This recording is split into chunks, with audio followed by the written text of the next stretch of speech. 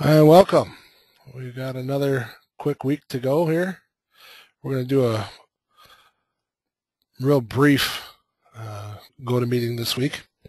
It'll be a little bit of review for some, but hopefully we'll get some stimulating discussion going. I'm actually hoping to get some feedback from you guys. We're going to go old school because, I'm trained to be a teacher, so you're going to need to grab a piece of paper and a pencil or a pen, something to write with, something to write on. And you're going to want to make a table, something like this. You're going to rate 5 statements from me from 1 to 5, starting with 1 as the lowest priority and 5 as the highest.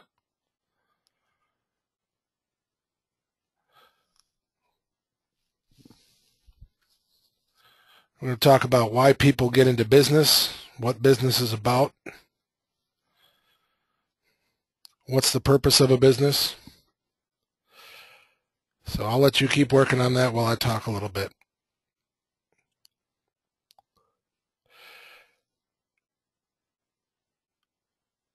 Why do people go into business?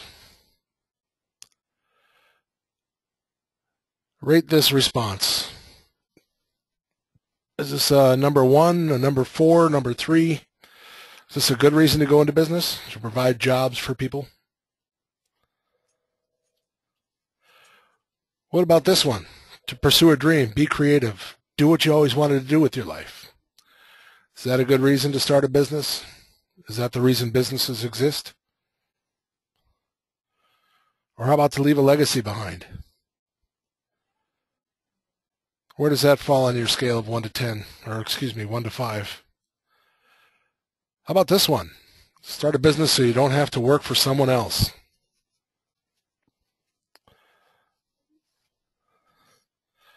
Or this one, start a business to make money. Over the next few minutes, we're going to go over these statements, and you'll be able to see how your understanding of business affects your outlook on sales. I'm going to turn on the mic here for everybody and ask for some crowd participation. I'm not going to indicate where I stand on all these till we've looked at all of them. So I guess first thing I want to ask is,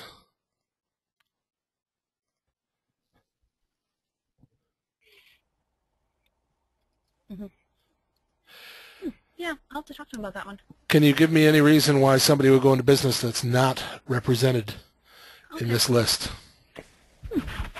Yeah, I will talk to him about that one. But yeah, for the time being, yeah, we don't have anything else. They're forced to.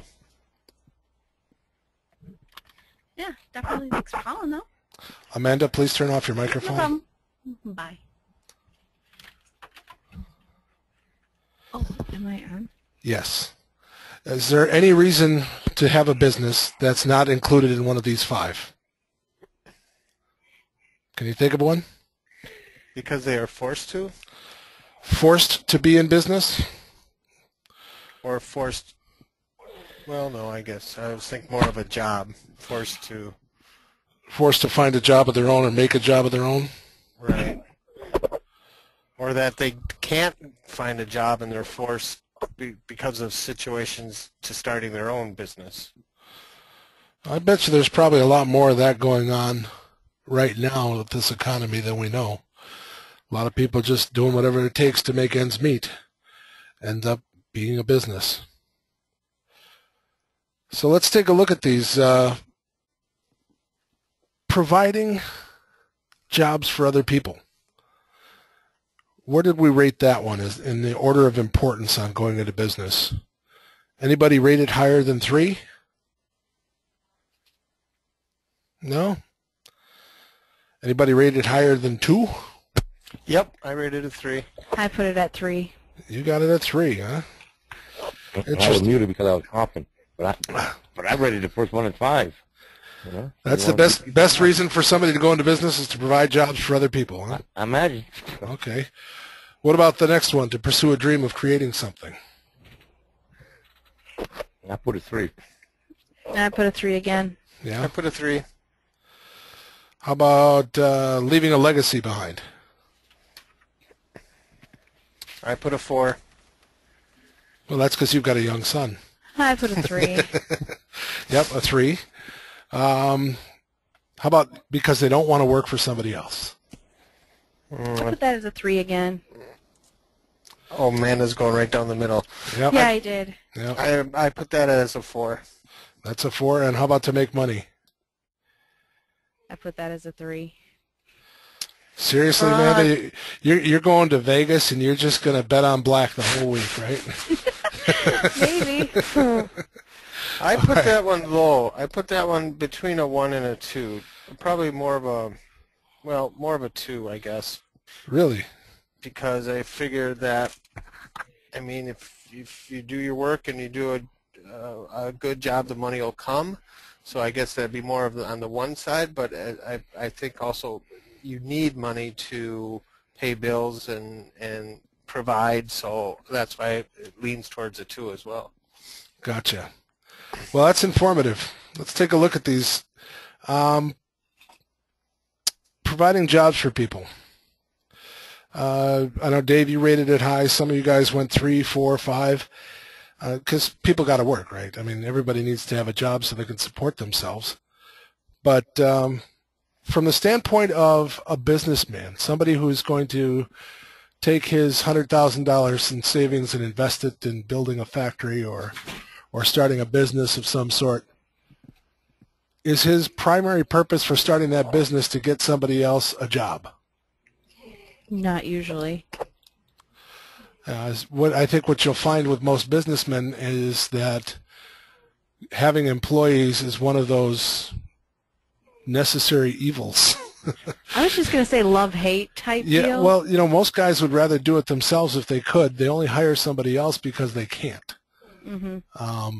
So I would say that as nice as it would be to think that businessmen start businesses out of the kindness of their heart to make sure that we can all afford to pay for the things that we need to do, the fact of the matter is what you're really going to find is businessmen probably don't rate that one as high as those of us in this meeting. I guess that's why none of us are business owners, right?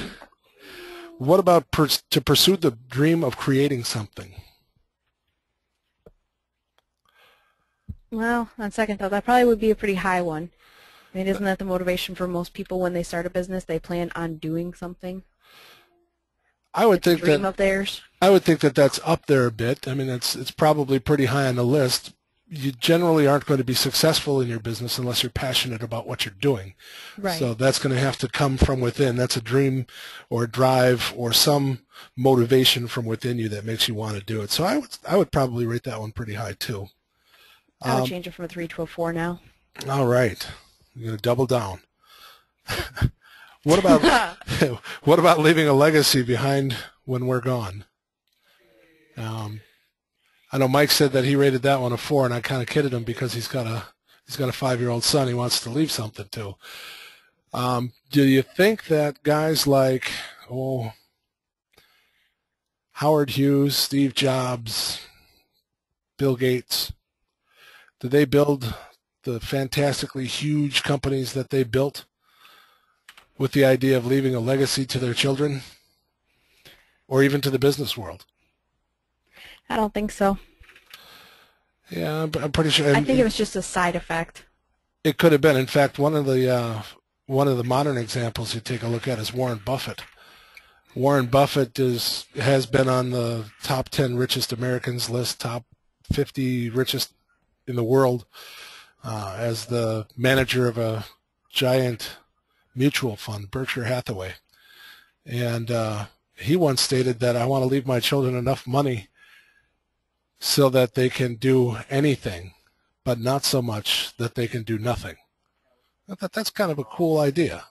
That's a great statement. Yeah, it is. And he's pretty much lived up to it. He's not leaving them bazillions of dollars, which he could do.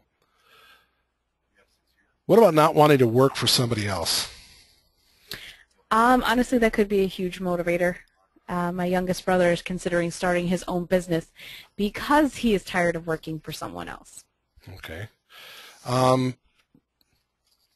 You get anybody here know somebody who has their own business and doesn't work for somebody else? Yeah. Really? Well, they What work for kind their of? customers. That's, I think, where I was going with that. The problem with owning a business isn't that you don't work for anybody else. The problem with owning a business is you work for everybody. Right, You work but for you your can pick and customers. choose. You work for your customers. You work for your clients. You work for your employees. You work for the government. You work for everybody. It's a common misconception that the boss or the owner doesn't have to answer to anybody. Just like being a dad, I guess. As the dad, I have to answer to everybody. And as a business owner, you have to answer to everybody. And the only way to avoid that is to be kind of a one-man show, maybe a subsistence farmer somewhere out in the wilderness. Then you don't have to work for anybody but yourself. Or just think, I mentioned Bill Gates before. I mean, he's got to work for the board of directors. He's got to work for the shareholders. He's got to satisfy the customers. Every entrepreneur out there is working directly for his or her customer or client. I think when they go into the I don't want to work for anybody, it's just they don't want somebody else telling them what they have to do. And two, you work for your clients, but you can pick and choose your clients. If you think they're going to be exceptionally difficult, you can pass that job up. Well, it would be nice to think that you could, but there are business realities that force businessmen to take customers and clients that they really, really, really don't want to have to take. Yeah, If it's a matter of signing a contract with a guy that's going to be a complete jerk, or shutting the doors because you can't afford to pay your salaries in the payroll this month, right? You're going to sign the contract and take a jerk for a client. You'll probably pay for it down the road. But fact is, businessmen don't really get to choose who their clients are. Because think about it. If you could choose who your clients were, wouldn't you want to be like the guy that supplies Gatorade just to NFL football teams? I'm going to start my own business selling Gatorade to NFL football teams. That's the only thing I'm going to do, and I should be able to make a fortune at it because they go through a lot of Gatorade. Good grief, they spill gallons of the stuff on the coach every time somebody wins, right? But the fact of the matter is you can't just pick and choose who your client base is going to be. You can go after certain people. You can focus your efforts on getting certain types of clients, but you don't have the option of saying, you don't always have the option of saying, you know what, I just don't want to do business with that guy, because business requires the flow of money. And if you're turning down that flow of money, you're not going to fulfill the purpose of your business. Which brings me kind of to my last one. Businesses exist to make money. And I was surprised because most of you guys rated this one pretty low. The fact is, a business exists to make money. Plain and simple.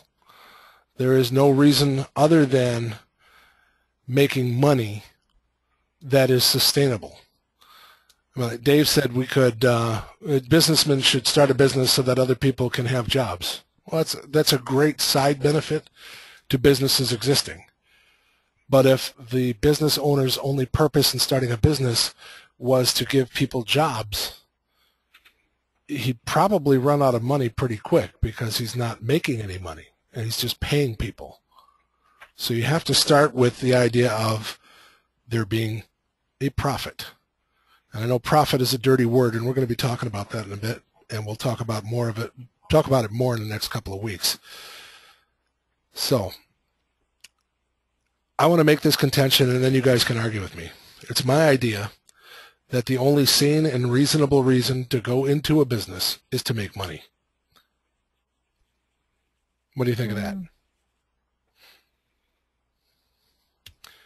It is a good reason to start, but if that is your sole focus, it's not going to work. There are other things you need to take into account. Well, you're not going to make money simply because you say, I'm going to make money. You have to offer something of value in exchange for that money. Mm-hmm. But we're talking about the reason to start a business. Think about why 2 9-year-old girls start a lemonade stand on the corner. Do they do it because they think that the people who are driving by are thirsty? Or do they do it because they want to buy a new DS? More often than not, the profit motive is the driving focus behind starting a business. In fact, one of the things that capitalism has proven in the last 200 years is that without the profit motive, businesses fail. If you have any questions or doubt about that, take a look at what happened to the Soviet Union when they took away the profit motive and production dropped, morale dropped, businesses failed left and right. So I'm going to conclude this by saying it would be my contention that it's not only right to make a profit, but I would say that it is immoral or wrong to put another motive in front of profit as the driving force behind a business. None of the other reasons we discussed can sustain a business. And if all of those other reasons that we discussed are good, desirable goals, and I didn't say they're not, I think they are all good and desirable goals, but if those are the driving force behind a business, they will fail. They will be lost because the business cannot succeed without that profit. None of the other possible good outcomes of businesses are possible without a profit. Therefore, if we hold those outcomes to be moral and desirable, then the means that is used to attain them can be moral and desirable. And I want to make a differentiation here. That doesn't mean that we should seek profit by any means possible. And that's one of the things we'll talk about in our next sessions. It means that as long as we seek profit through moral means, ethical means, then profit is a good thing, insofar as that it supports business.